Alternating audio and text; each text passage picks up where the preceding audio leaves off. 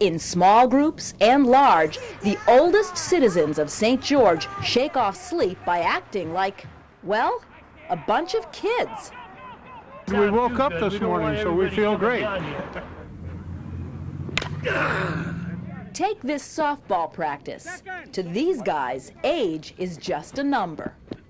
I'm 75 and a half. I'm 69. I'm 73. I'm 67. First of all, you're all lying. I don't believe it for a minute. But it's true, many of these gentlemen say they feel better now than they've felt in years. And how old do you feel? About 60, 58 and a half. Even 73-year-old Gene Carney, who's running the bases after not one, but 2 hip replacements, says he's ready for action. Is it something in the water? Something in the air? Or maybe just clean living? Clean living. Never drink, smoke, or chase women. Oh, yeah. In fact, the secret, according to this crew, is attitude. And attitudes about aging in America are changing dramatically. This New Yorker cartoon says it all. 70 is the new 50. And no one in this community would argue. Hey, coming out here is what keeps us young. St. George, Utah is one of the fastest growing retirement communities in the country, but the truth is there's nothing retiring about the folks who live here. They're staying fit and active well into their 70s and even 80s, part of a trend that's redefining old age. How would you describe the aging population in America today? Dr. Robert Butler is president of the International Longevity Center. Well, it certainly is a lot healthier, more robust and vigorous than it used to be. And in some ways, this defines a kind of a new old age. Butler himself fits the bill, a 78-year-old who puts in an 80-hour work week and works out with a physical trainer. He says medical advances have been crucial in helping Americans age better. Drugs to combat old killers like high blood pressure and high cholesterol have made a huge difference. Butler is cautious not to paint too rosy a picture. 1.6 million Americans live lonely, dependent lives in nursing homes and are badly in need of care. But more and more people like Anita Painter are surfacing as the model for how the golden years can be lived. Just a few blocks away from that softball game in St. George, she's just showing up for her daily swim. In fact, her day is so action-packed, we could barely keep up. From the pool, it was on to art class. Then home to visit her beloved horse, Goldie. She practiced the piano, serenading her 90-year-old husband, Al. And finally, fix dinner.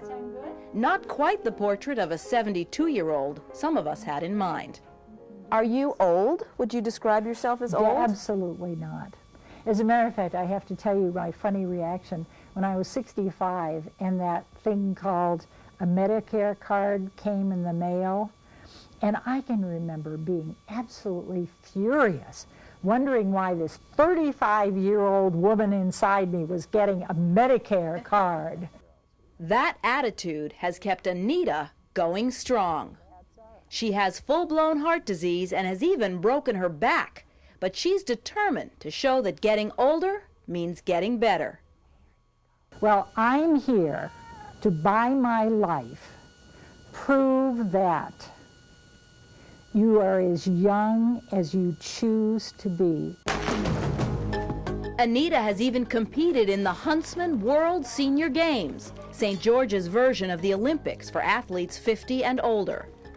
All around the country, there are similar stories. So this notion that once you turn 65, you're all of a sudden elderly, that's a myth? I think it's a myth. Meet Jack and Marie O'Mara. He's 84, she's 76, going on 40. I still have the same energy levels now that I had 40 years ago. And I think if you feel old, you're going to behave like a very old person. But if you think young, and you're in relatively good health, that's very important.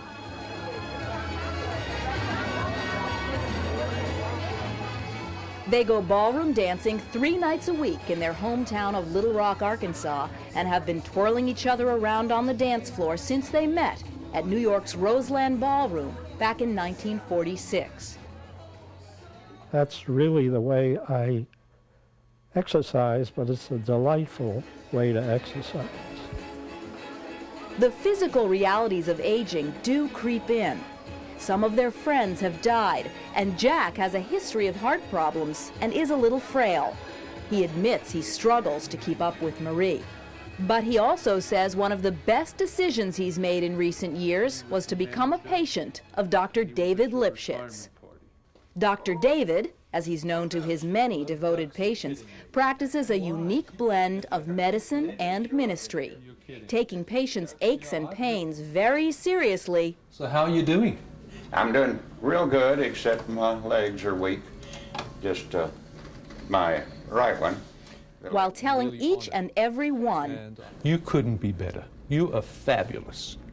And you're also gorgeous.